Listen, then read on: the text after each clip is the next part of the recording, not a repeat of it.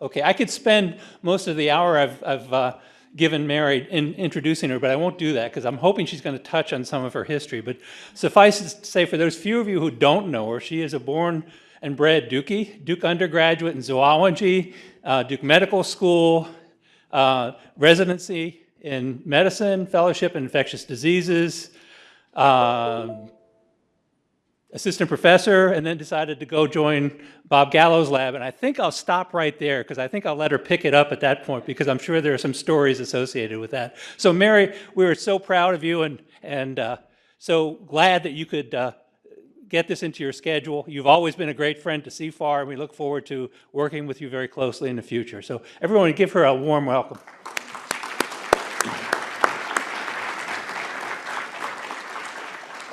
Thank you. It's really my pleasure, for sure, to be here. And Kent, when he asked me, he said, you know, we're so proud of you because we think you're the only HIV investigator that became dean. I don't know if that's correct, but if it is, then we better fix that one. Because I've been part of a generation of academic scientists and clinicians that really grew up in the era of HIV. So I didn't know what to focus on for this talk. So this is MEK, me, to Kent, saying, hey, I'm open to suggestions on the theme of the talk. He said, well, how about your early HIV/AIDS research experience while at NIH and Mount Sinai? By the way, that spans 23 years. Your current research interests, which spans an R01 and a PPG, and your vision as dean for future of HIV research at Duke and globally. All right, I tried to do it. So here we go, but I've cut a lot of the details out. But I did find a common theme when I thought about my career and any success that I've had in my career. What I think has been the key to the success of the CFAR, and by the way, it's incredibly successful under Kent's and John's leadership, and what will be themes as my deanship. So I could weave it all together in driving success through partnership. That's really how you succeed in science today. Nobody does it alone. It's just impossible to really take on some of the complex challenges in basic and clinical science without a partnership. So I'm going to tell you a few stories where I was able to really develop those partners. Another common theme that you've done extraordinarily well, and both here as well in CFAR as a whole, is constantly bringing in new science and new technology to your field as needed. And we were successful at getting one of the grants from the CFAR out of UAB for that very focus. And I think that's an important focus that, again, I've always tried to do in my field. And then supporting early investigators. No matter how good we are as kind of senior scientists now, without that pipeline, you know, there is no legacy. There is no continued success. And so that's been a theme of my career, and certainly a theme of this CFAR, as well as the CFAR as a whole. So first, a little history, a little Duke history. I was training in the early to mid 1980s here, first as a medical resident with John Bartlett, and then as an infectious disease fellow, where we really saw the first cases, both the diagnosis and deaths from HIV at Duke. At that time, it was really a death sentence. And I hate to say it was even before the HIV test, and it was getting a diagnosis of pneumocystis with the right demographic of a patient, that was certain a death sentence, and pretty much within months, because usually that meant that patients were really presenting when they had CD4 counts in the single digits, and they were dying of opportunistic infections. At the same time, Duke and Burroughs Wellcome and the NCI started to take compounds off the shelf and found some antiretroviral activity in AZT. The first trial, that rapidly went to the first trial at Duke in collaboration with NCI and Burroughs Wellcome in July 1985. And what I didn't know until I did a little background for this is that trial was stopped after months. I forget exactly how many months, because it was so extraordinarily positive on the treatment side. Now, there's been a lot of back and forth. Well, was that positive on the treatment side all due to AZT, or were those patients getting a better focused care of all the other complications? Who knows? But it was certainly the beginning of a tremendous and extraordinary success story in the development of antiretrovirals, which has become really the key to treatment of people living with HIV. The same time that was all going on at Duke, There was a scientist in Bob Gallo's lab at NCI, Flossie Wongstall, who published a Nature paper in the first molecular clone and characterization of what at the time was called HTLV3. So for me, I had discovered a disease that I was passionate about in terms of really wanting to be a part of whatever it was, and there was a sense it was a virus at the time, so that fit very nicely, and in fact, in the mid-'80s, it was a proven virus. Something that was so important to me clinically, having taken care of the first patients at Duke. It all came together, and I said, I need to go to the NCI, and I need to go train with Flossie Wongstall. Only problem is I had no connection at all. So it turned out Danny Bolognese was best buddies with Bob Gallo, who was lab chief, and he made a phone call on my behalf. I guess that the other message I have to all of you young people trying to navigate a career is use your connections. He made that phone call. I went up, I interviewed for a day, and I said, this is where I want to be. The only problem is I was married. Fortunately, I'm still married to the same husband. And he was just on his way to getting tenure here at Duke. And so I said, well, maybe we can commute. And he kind of looked at the NIH. He said, I think I can find something to do there as well. So off we went, leaving what we thought were going to be career paths at Duke to the unknown at NIH. I spent 7 years there. And that's the other message. If you really want to be a serious investigator, at some point in your career, you really have to take what I call a detour. A detour where you put blinders on and say, I'm going to focus on really getting the skills and the knowledge base that I need to make a difference. And that can, for physician scientists, that can be the MD, PhD, it can be during a prolonged fellowship, or as we did, we stepped back from faculty positions and literally joined labs as the lowest people on the totem pole, swallowed our pride and never looked back. It was one of our best career decisions. So with that, clinically, there was an entity that had been described at the time I was kind of thinking about what I wanted to do, and this became a very important part of my career as well. There was a number of entities being described, clinical entities associated with HIV, many of which were directly related to opportunistic infections related to the immune deficiency. But this was one that wasn't clearly related to the immune deficiency. It was a kidney disease. It was a focal and segmental glomerulosclerosis that was described mostly out of urban settings. In this case, this was a series that was reported out of NYU in New York in 1985. And in fact, at NYU, 10% of HIV positive patients had this entity. All of them were of African descent. They all had very, very severe and rapidly progressive renal disease, ending up in dialysis within months and death within a year or two.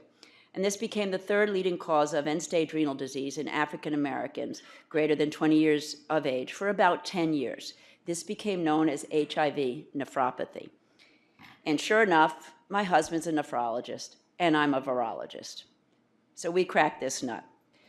First of all, we got lucky, and there's always a lot of luck involved in science. And in fact, when we were at NIH, there was a lot of attempts to create a mouse model of HIV. As we now know, after 25 years, HIV does not replicate in mice unless you extraordinarily alter the mouse, either by putting in human immune cells. Really, that's the only way. There were a lot of attempts to change the receptors on murine cells, this and that. That never worked. However, in the very first transgenic model, and there was a lot of concern about creating transgenic mice back then because people imagined HIV-infected mice running all over Washington, D.C., and everybody would get infected. There's a lot of unknowns early on. So they created a transgenic mouse and actually put in a mouse colony that had a moat of Clorox behind it. So if the mice escaped, they'd go in the Clorox moat. I'm not kidding you. And, there not much happened. So this was a construct and they didn't allow you to put a whole genome in. So this was, the first attempt was a GAG-pol-deleted genome of HIV that contained all of the other genes of HIV.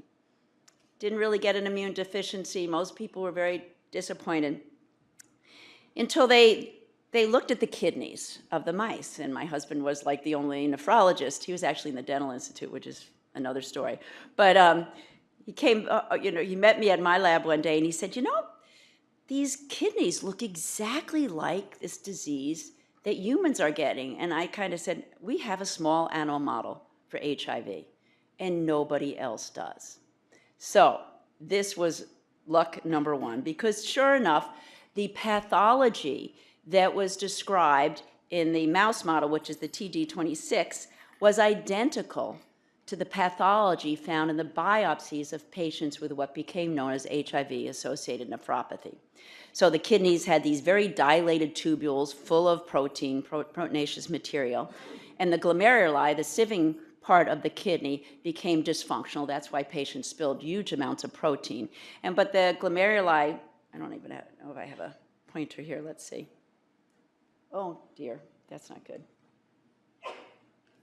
Okay, if you look here at a glomerulus, normally it's full of cells, but here it's collapsed down. So it's a collapsing form of glomerulonephritis. So very distinctive. The other thing that we noted is the interstitium is full of T cells.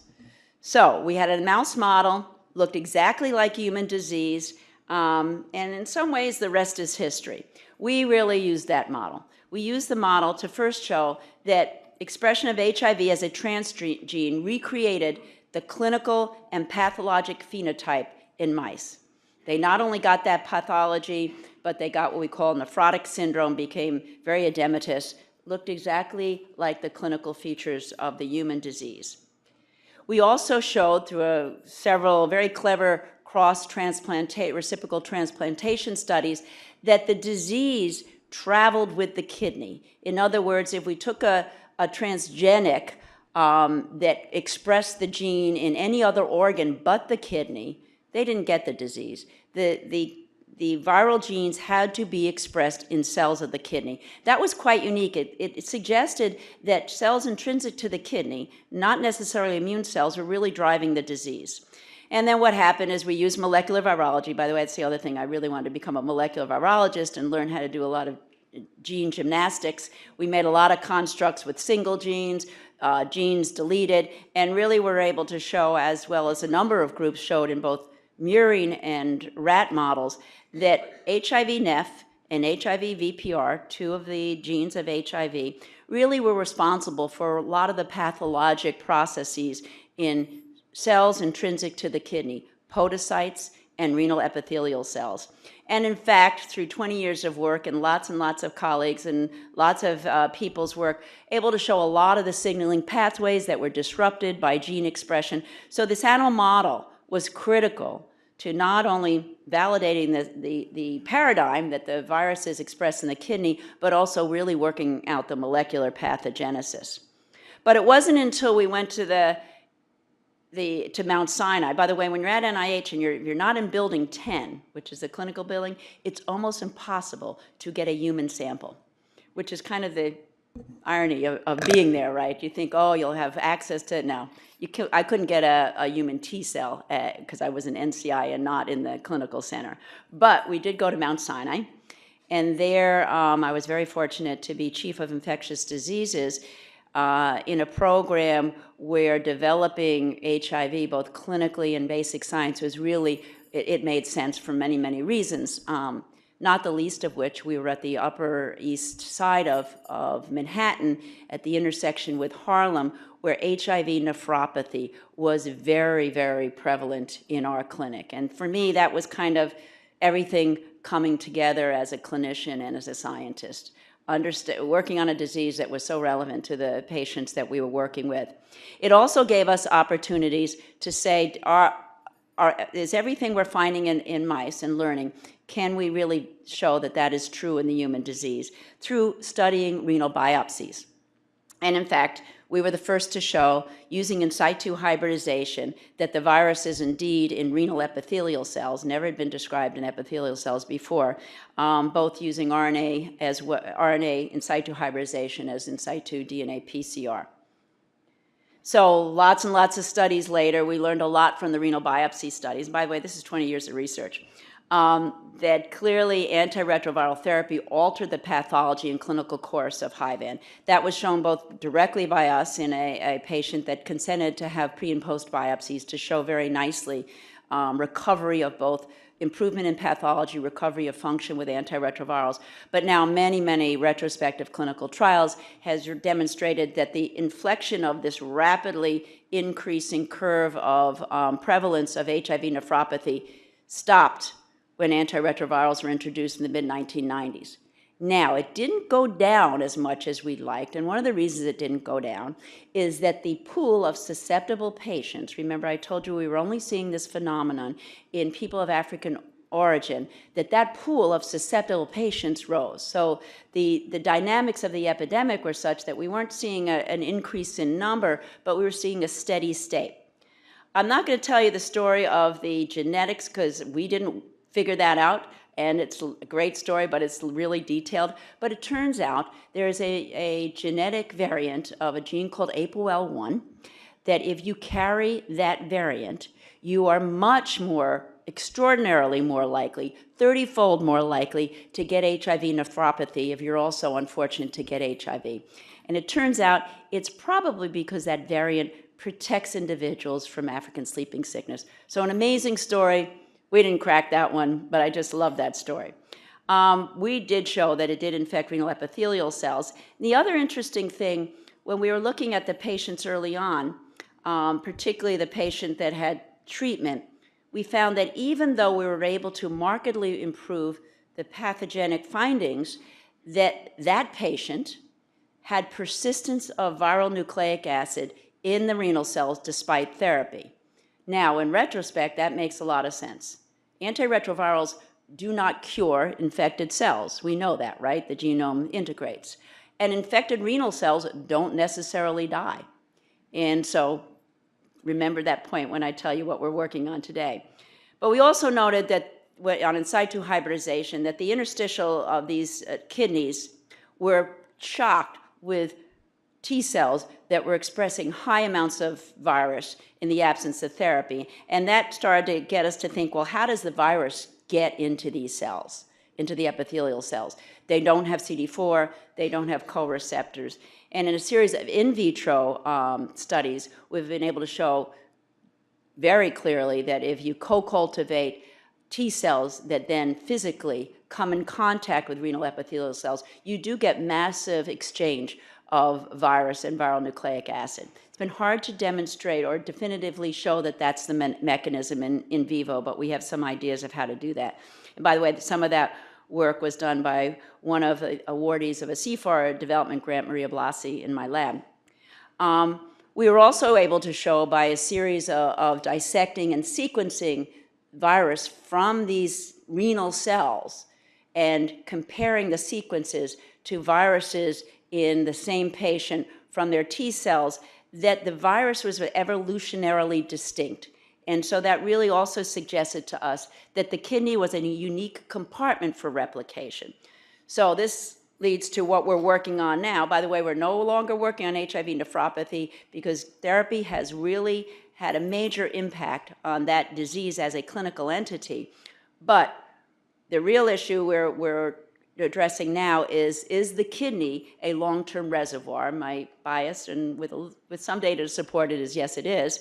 And if so, how do you get rid of latently infected cells in this type of organ, where frankly, renal epithelial cells have a very, very long lifespan? That's the subject of one of our grants today. But anyway, the whole scheme that we've worked out with others over the years is that, yes, with cell contact, we think T cells do exchange or transfer virus to renal epithelial cells, that the viral DNA integrates into the host cell. In the absence of therapy, you have massive inflammation in the kidneys where you have increased chemokines and pro-inflammatory cytokines. You almost set up a vicious circle where the T cells are homing to the kidney. We've done a lot of work to look at gene expression. But in the presence of antiretroviral therapy, that inflammatory process is markedly dialed down. The kidney can function pretty normally, but it's still got integrated virus.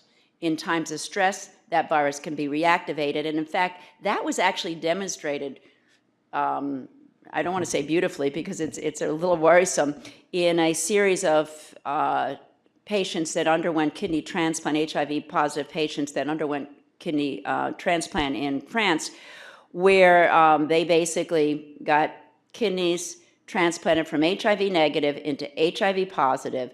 The patients were completely suppressed on antiretroviral therapy, and yet when they did the biopsies, looked almost like the in situ hybridization I showed you, DNA and RNA. And again, I think that's not surprising when we really think about it. If you've got activated T cells, some of which do contain virus, and if that virus is latent, one way to activate is a graft versus host type of reaction, that you get you get transfer of that virus from the T cell to the epithelial cell. Whether it has long-term pathologic consequences, that remains to be seen. But it kind of validated the model that we've been developing over the years. Anyway, kidney biopsies are hard to come by. And if you really want to ask questions relative to reservoir, you can't do sequential kidney biopsies. They have significant complications. You can't do them without an indication. In fact, no biopsy we ever worked on was done just for the research. It was always in the case of a clinical indication. So what Maria Blasi and a number of folks in my lab have been working on is, can the urine serve as a surrogate view into the kidney, particularly over time? And the short answer is it looks pretty promising. And this is just using viral sequencing in virus obtained from urine compared to virus obtained from PBMCs, the DNA, compared to virus obtained from plasma. And basically what we're showing here in a paper that Maria published in AIDS, well, oh, thank you. Thank you. Is the triangles are urine-derived virus. So they cluster separate from, but highly related to virus in the blood, really suggesting that the genitourinary compartment is separate. Now, it doesn't tell us this virus is from the kidney, and currently, particularly in males, we're asking, well, is it from the semen, which is a known potential reservoir, and if it's not, then that even gives us more evidence that this may be a way to follow virus from the kidney over time. So just as I said, that was 20 years of research, and I want to talk a little bit about the team. This has been work that I've had the fortune of having colleagues for over 20 years. We're now in our 22nd year of funding for this project. But it hasn't been a stagnant group. Every time we needed a new technology, we would bring that in. For instance, one of the big increases we've had is developing a core on informatics, because we were generating so much data from looking at expression, gene arrays, and things from kidney and kidney cells that we really needed the quantitative science to be able to interpret. We have brought in microbiome investigators because in a very interesting serendipitous study, when our mice were transferred from Mount Sinai to Baylor, the disease phenotype changed. And our gut feeling, no pun intended, is that as in many diseases, we're finding out that the microbiome has tremendous influence on the phenotype of the disease. We have brought in other areas of basic science. We started out as molecular biologists and cell biologists and virologists, but brought in genetics and certainly have relied very, very heavily on pathology. So this has been a wonderful long-term partnership. But the thing that I'm probably most proud of is that this kind of a multi-investigator program project-driven initiative can really support the careers of early scientists. Very often when you have a very strong program project grant, the one or two up-and-coming stars can get funded as a part of that. And so we have made that as one of our real driving goals in the work, and in fact have had MSTP trainees, National Science Foundation awardees, but most importantly to me, K awardees, 7 so far in the PPG, and now 5 are independent R01s and 3 are division chiefs. So to me, that's as much a measure of success as driving the science, and again, a real parallel with what this CFAR is doing. But I want to talk about one other project, because this one I really believe could not have been done without coming back to Duke. And this is really studying the potential of integrase defective lentiviral vectors as an HIV vaccine. So Andrea Cara, my long-term collaborator who shared a bench with me at NIH, and we've been collaborating now for 25 plus years, really became sort of curious about a part of the virus life cycle that was considered a dead end. When HIV reverse transcribes, most of it ends up, or not most of it, some of it ends up integrated in the genome, but a lot of it forms circular episomal DNA constructs in the cytoplasm. Now, these DNA constructs are not considered to be reservoirs for producing replicating virus. But we wanted to know more about those because they were kind of being discarded as irrelevant. And you know, nothing in biology I think is irrelevant, actually. There's probably a reason for everything, at least that's maintained over time. So a lot of work that Andrea Carr and I did is really make integrase defective variants of HIV, first to study the biology and then to really kind of harness for potential vaccine delivery. So basically, you can make integrase defective variants of HIV using a 3-plasmid system where you have a packaging plasmid that has integrase mutated, so you don't get any functional integrase. You have a self-inactivating transfer vector, and this is self-inactivating because the part of the 3' U region, rather, U5 region, has been deleted, so you can't get full circularization and formation of new viral particles. And then you have an ENV-expressing plasmid. In this case, a lot of our work, we've not used an HIV ENV, we've used a VSV ENV to be able to study different cells. And this has been a platform, as I said, for both studying the biology of this strange form of HIV, but also harnessing it for a vaccine. In early work by one of our predoctoral candidates, he was able to show very nicely by chromosomal in situ hybridization that these episomes, these constructs really stay extrachromosomal. They do not integrate into the chromosome. And that's an important safety feature if you start thinking about how this might be a potentially safe delivery system for vaccines. So again, lots and lots of studies. We were able to show a number of, by in vitro and studies in mice, a number of features of these integrase defective lentiviral constructs. First, that they are inactivated, they don't form replicating virus, and they don't integrate via an integrase-mediated mechanism.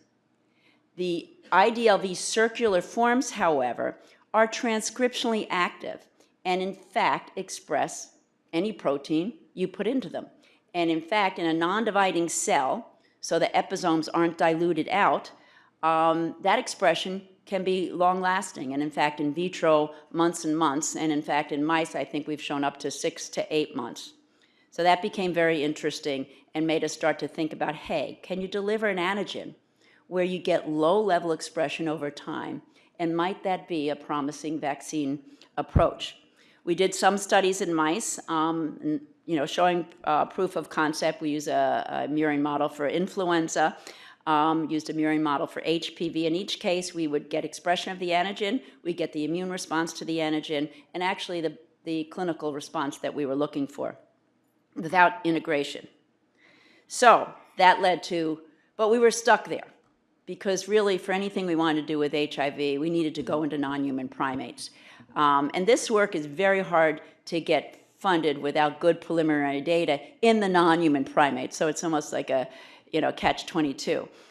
So we were very fortunate. I was very fortunate to come to Duke, where there's lots of collaborations, lots of trust that work is done very well here.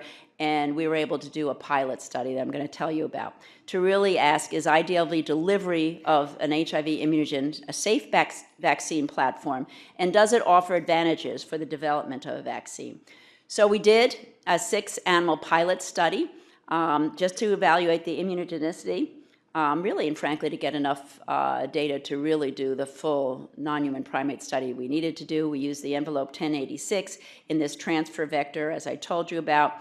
We made these VSV integrase defective vaccines, immunized in the scheme showing here. Each time we immunized the rhesus macaques, we immunized with a different VSV envelope so the animals wouldn't develop an immune response and block the expression of the subsequent vaccines. This worked very well.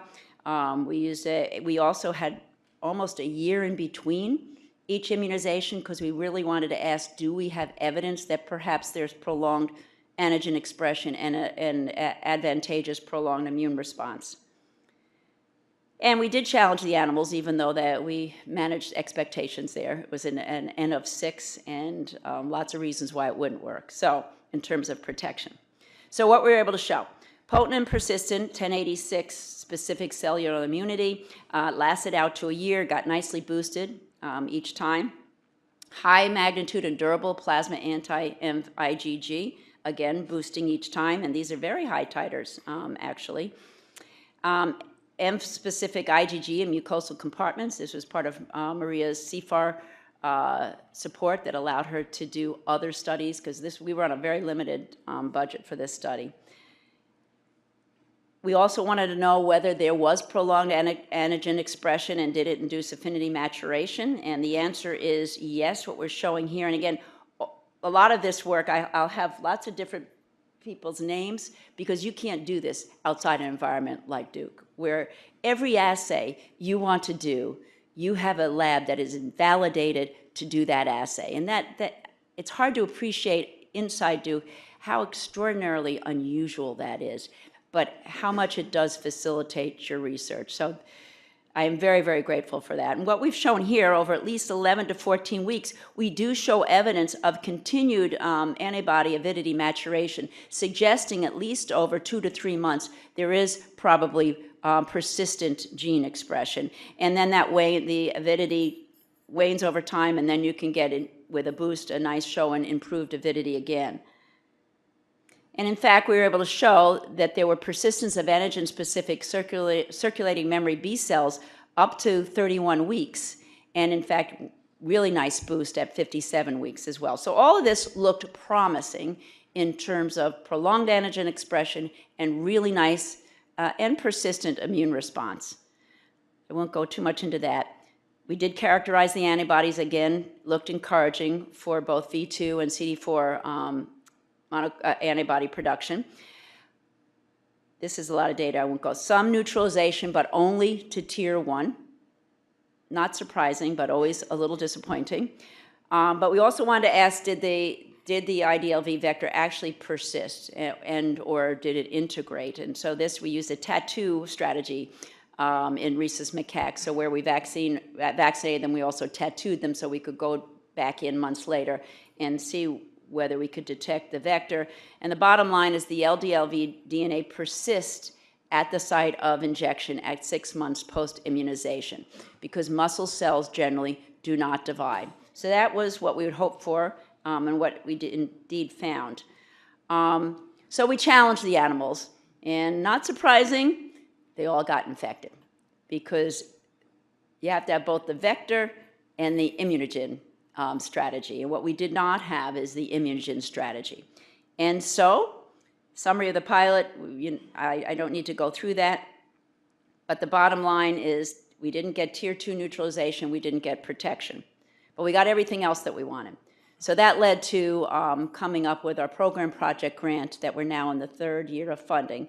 The hypothesis of this HIVRAD program project grant was that prolonged antigen expression associated with IDLV, as well as a well-thought-out immunogen strategy. Now, I am not an envelope expert, I'm not an immunologist, but I'm smart enough to collaborate with Bart. And at the time, he really, he has had a vision, but at the time, he really started to focus on this idea that through an immunogen strategy, you could actually induce the response that you wanted. In this case, we, as well as several other groups, using different vectors and using protein approach, are using the CH505 transmitter founder virus and then sequential envelope mutants associated with the CD4 binding site broadly neutralizing antibodies from the patient, cloning them into our vector and developing a sequential vaccination strategy in our study using IDLV as the backbone. Now, the really great part about being here is because the immunogen strategy is standardized, we can compare our approach to identical approach using protein only or an identical approach using another vector because we have standardization of both the assays as well as the immunogen. And that's in fact what we're doing. As we're generating data in our protocol, we're comparing it, and BART is extraordinarily open to comparing the data to see where we are in terms of the success of this strategy. But we hypothesize that this will result in enhanced affinity maturation, persistent functional and broad immune response, and the holy grail would be protection from low-dose intrarrectal SHIV challenge. So where are we in the study? We have two arms. One is a safety study. We will be the first to do extensive safety study of an integrated effective vector approach. By the way, this approach is being used for lots of cancer immunotherapy strategies in particular, but nobody's done the extensive safety to look, does this integrate? Where does it go? Do you get any unexpected recombination of particularly of your vector with challenge virus? So we're doing all of those molecular biology studies. And then in the challenge protocol, we're comparing a protocol that does sequential IDLVs with the different envelope constructs with or without being boosted with protein. This is our protocol. We are into, I think if you look here, we've done the 4th immunization. No surprises yet. We're getting really robust immune responses, but obviously we don't have any protection data for you, and we're just doing the B-cell analyses to really test the hypothesis. Can we see maturation and broadening of the immune response over time? So with that, I want to say, first of all, before I want to do the last part of what Kent asked me to do, even that pilot study took an army of people. And these people in every lab have the real expertise to be able to look at complex immune response in a way that is validated, reliable, and you can compare it side by side. So that, I am sure, could not be done anywhere else. We also are very lucky that Duke is a great collaborator with NIH. Over years of trust that resources will be used very well here, we did get the pilot funding for these 6 NHPs, which we couldn't get otherwise. We were lucky to get CFAR support for doing some of the analyses that were otherwise not funded. So an extraordinary effort to do 6 NHPs, but do them really, really well. And because of that, we were able to turn it into a program project grant, which does fund the whole project now, expands our army of collaborators to really address the issue of whether this is going to be a strategy that might show promise. So with that, now I want to talk about what the last part of what Kent asked me to do, which is my view of the future of HIV research, both at Duke and globally.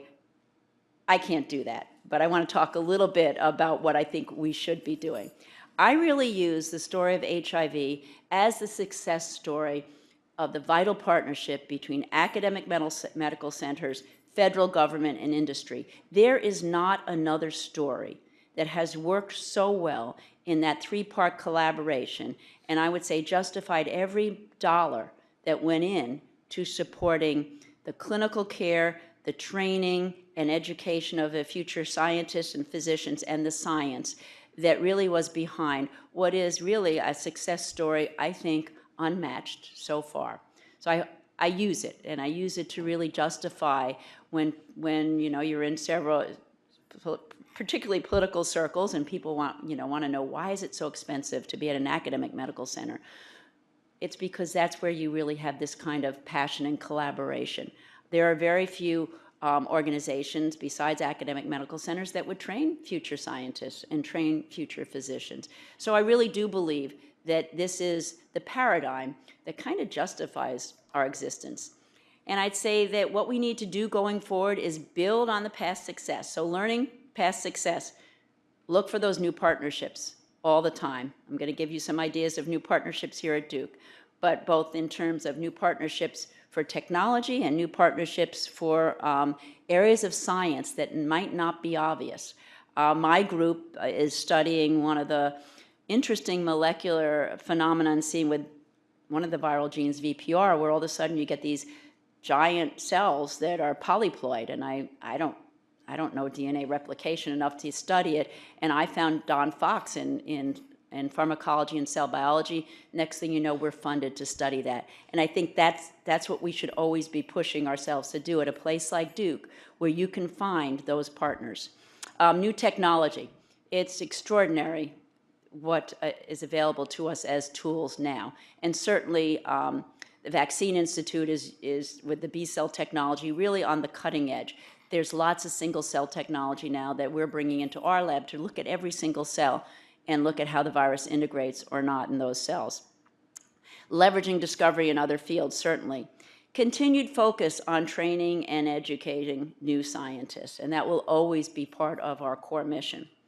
I would say a thing that we have to think about is challenging old paradigms and to make sure, whether it's in the clinical setting or the laboratory setting, we're not holding on to concepts that are either outdated or never really been proven, and you can't keep hitting yourself against the wall. You've got to change directions and develop new paradigms. I love the paradigm that Bart and his team has developed in the new GMP facility, using small number of human studies to test hypotheses, rather than these multi-site, very large, endpoint-driven studies where you're never going to be able to get there. So I think that's a wonderful, exciting opportunity in the field of HIV.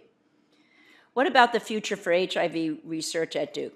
So I can't, you guys know better than I do where you are and where you're going, but I'd say a couple of things, reading both what Kent has sent me and some of my thoughts about where we're going. You have built very strong strategic partners and have collaborated with some of your key basic and clinical departments. Need to continue to do that. You've taken advantage of some of the institutes and centers here extremely well, but I challenge you to build new partnerships. So there's a Department of Population Health Science. You should be best partners with Leslie Curtis and her department. A lot of great fieldwork and epidemiology to be done there. I recruited Rob Califf back here from the FDA because I really needed somebody to lead Center for Health Data Science. I think we're all being challenged with using the massive amounts of data that's in front of us.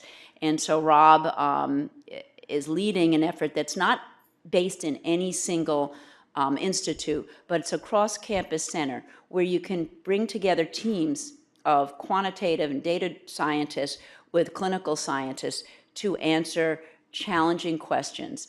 And Rob, by the way, is also spending half his time out in Silicon Valley, and his latest epiphany was that big data is big data, whether it's generated in the lab or it's generated in the clinic. You still need to have the quantitative scientists working with the lab scientists or the clinical scientists to answer those questions. So it's not just clinical data that his group is really going to take on. So build those new partnerships. One partnership opportunity I really want to talk a little bit about today is the Translating Duke Health Initiative. This is an initiative that Gene Washington started about 1.5 years ago. He basically convened 4 groups, but now I can say it's 5, because I championed the children's health one. Sally Permar did all the work behind it, by the way. But cardiovascular disease, neuroscience, children's health, immunology and transplant and cancer. Each one of those groups has a convener, and they have a steering committee and then large groups of faculty. The idea is charging those groups to come up with some big ideas and really developing the team and the approach to start solving those big challenges. These are multi-year, multidisciplinary programs. They are fairly well resourced, but the resources will continue if we're successful. And the themes, I've sat through all of the presentations, and the themes very much are relevant to HIV. Themes being predicting an early intervention in chronic diseases. And what is one of the major areas of HIV research now is really comorbidities, particularly diseases of aging. So whether that's neurodegenerative disease, or it's cardiovascular disease, or it's immunology, not your classic CD4 immunology, but really what happens over time to other aspects of the immune system when you combine aging with chronic inflammation. So I think there's going to be lots of opportunities. I wouldn't, just keep the blinders on and say, well, it's not HIV. I would say it is HIV. And so what opportunities are there? There will be a number of RFAs. Keep your eyes out. Be clever. Be innovative. Say, oh, I'd really want to know about cardiovascular disease and HIV, or whatever it is. There will be opportunities for partnership hires, and Georgia and I have already been talking about how some of the needs that she's identified can be combined with the immunology group, and lots of interesting symposiums. So, great opportunity, I think, for everybody. Just have to be a little bit creative about where it fits in. So when when Ken asked me to talk about the future of HIV work at Duke, I'm going to put it back on him and say, I think we really need to do an assessment of where we are now. What are our strengths? What are our weaknesses? Opportunities?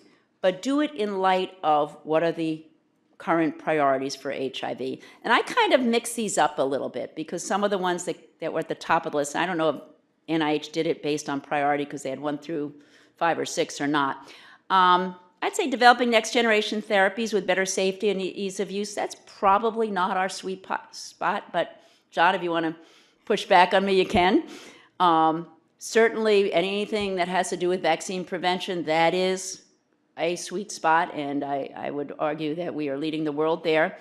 HIV comorbidities, I mean, that is really an opportunity here where we have extraordinary expertise in almost all the diseases of aging, and you've identified a lot of those partnerships.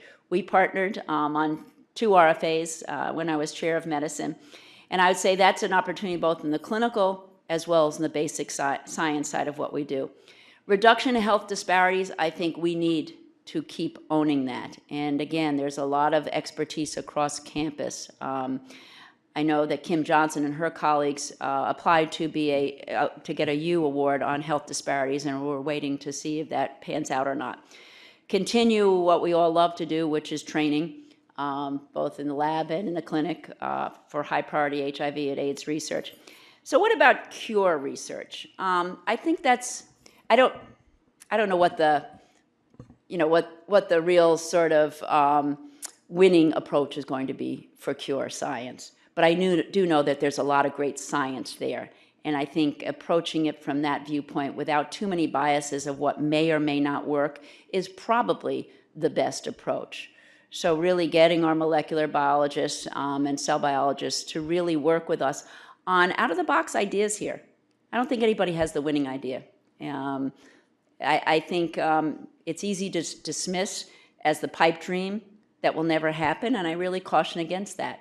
One of our grants currently is really asking critical questions in the kidney relative to this idea of cure. The rationale is if we don't understand every cell where HIV can have long-term persistence, then we're probably going to have a flawed strategy. So I would encourage you all to think a little bit out of the box here without too many biases, because I don't think anybody knows where this is going to go. But just like every other part of HIV, I'd say that shouldn't be a reason to stop going forward. So with that, I would love to take on questions and challenge you all to come up with that strategic analysis and give me that feedback. So thank you.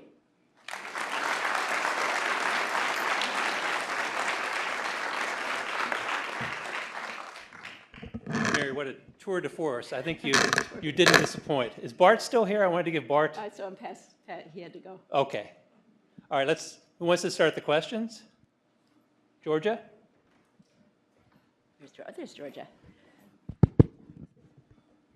Mary, thank you. You've also done a lot of really innovative and inspiring work related to the CD8 Tcell response in HIV. Can you talk about that a bit in your vision of what's needed in a vaccine response, antibodies and CD8 Tcells, and what kind?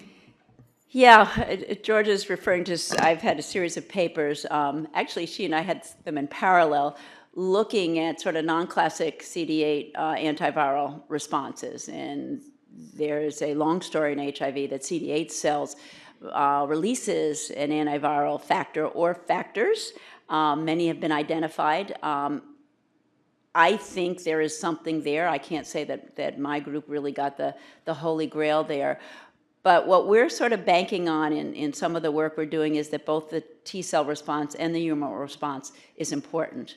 One for absolute prevention and one for controlling mucosal replication. And so we are measuring in our vector and thinking about ways we can optimize the CD8 response as well, but that wasn't the original focus. And so I think what we're interested in doing now is building constructs where we may get both. But we were really focused on this envelope response. And maybe you can help me with that. Mary, as a nephrologist, you want to comment on the HOPE Act and where you see that going? I'm not a nephrologist.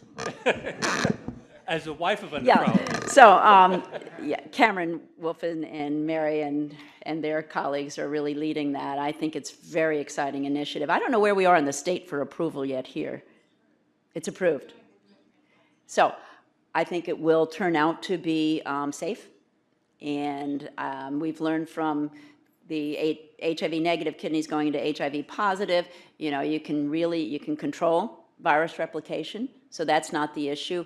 A little bit challenging in terms of control the anti-rejection drug approach because there's a lot of personal feelings about that and how aggressive or not to be there.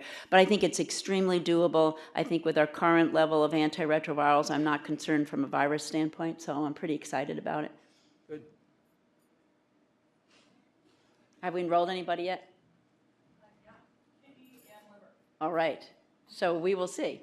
It's hard to believe, but I guess it must be 8 years ago, or maybe almost 10 years ago, when the first protocol doing HIV negative kidneys into HIV positives was kind of circulating through, and everybody was so worried about that. And we got through it, and it turned out that it was safe.